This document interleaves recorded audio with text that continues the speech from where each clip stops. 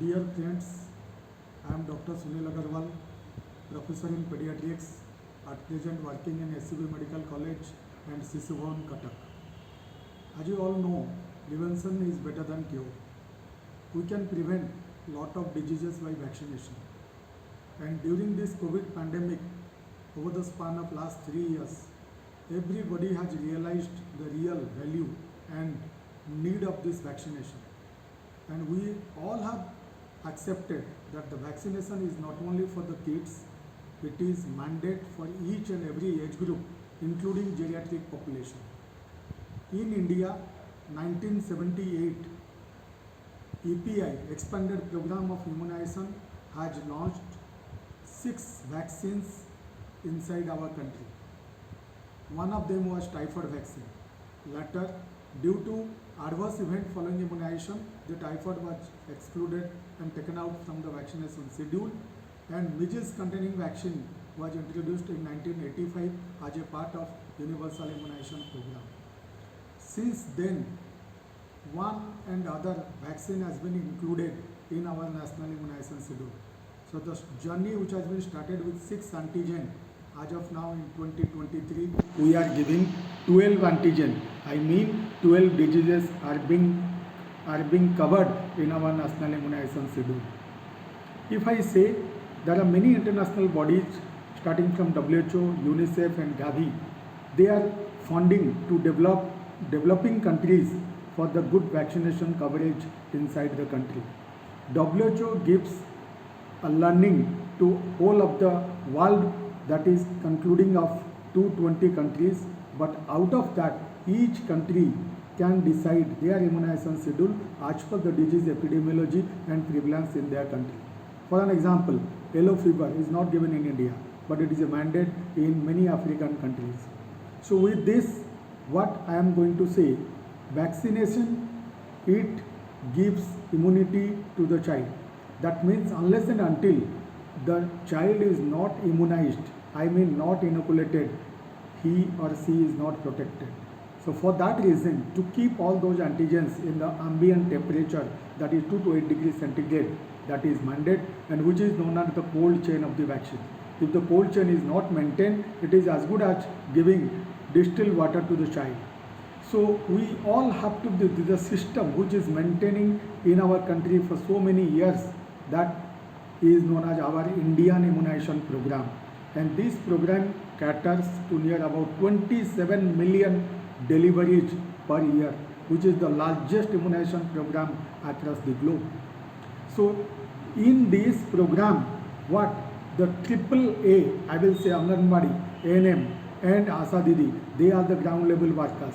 With them the PSC, CSC, then comes your district, then comes your state level immunization committee, then the national immunization committee, all took a part for rolling up this immunization at the root level for the beneficiary to the children.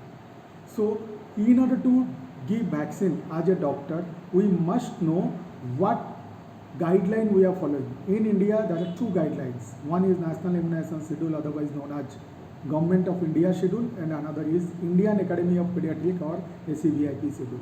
So coming to the current immunization schedule, National Immunization Schedule, at birth, we are giving 0 dose polio because it is not counted, and BCG vaccine, which is the live vaccine, and the hepatitis B intramuscular dose has to be given as soon as possible within 24 hours of delivery. Thereafter, 6, 10, 14 weeks, we are giving pentavalent component along with rota vaccine, along with oral polio vaccine. And you know, ID, intradermal IPV, is now given in 3 doses, one at 6 weeks, then at not 10, then at 14 weeks, and another at 9 months.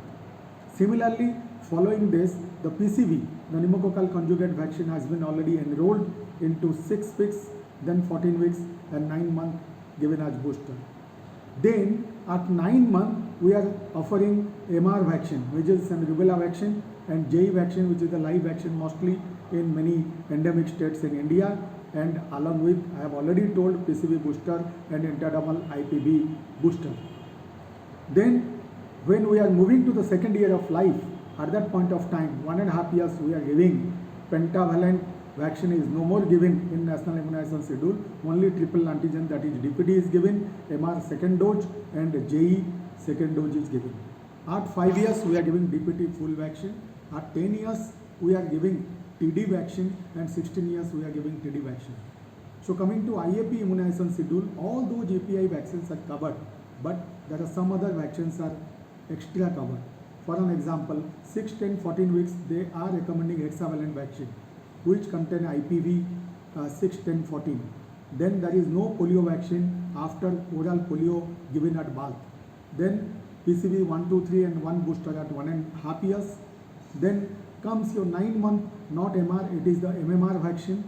And 12 month after completion, we are giving hepatitis A vaccine. 15 month MMR second dose, chickenpox first dose, and we are giving PCV booster dose. 18 month hepatitis A second dose and chickenpox second dose is given.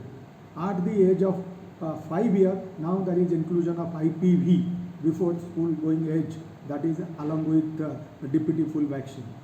Then we are going to the age of 10 years, that is not TD, it is the full dose of Tdap, and there is no 16-year vaccine. Along with this, in pregnancy, in IAP, they recommend the 3 vaccine as mandate.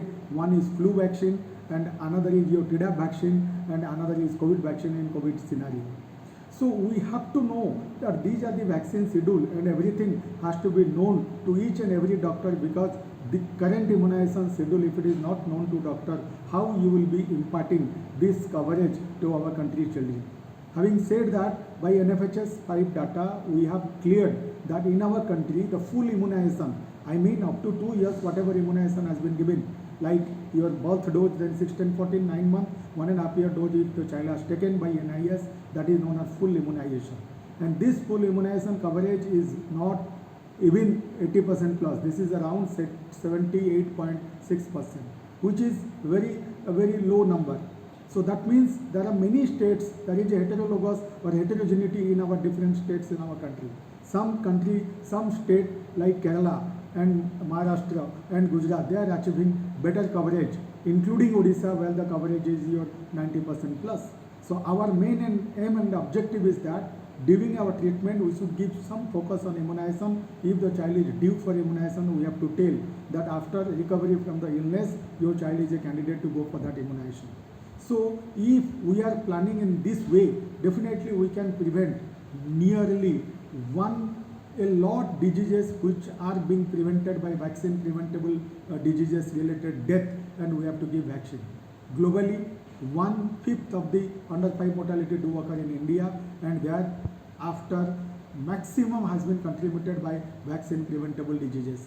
So if we all are united and we are giving this preventable vaccine to each and every kid born in India, definitely we can prevent a lot of death, which can give a more better health care in our country.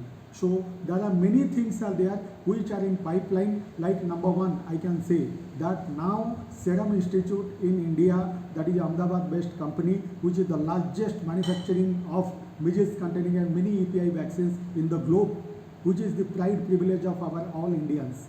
Then there are many vaccines has been already manufactured. Bharat Biotech, Zydus has been manufacturing these COVID vaccines. So what I mean to say, this cold system, cold chain 2 to 8 degrees centigrade is very robust in our country immunization program. But there are certain areas where AEFI surveillance program is not that robust, but in due course of time it will be taken care. And anti-vaccine lobby, it comes and goes, because many a times it is a coincidental event which has to be taken care, and we are the brand ambassador for this rolling of this vaccine in the community.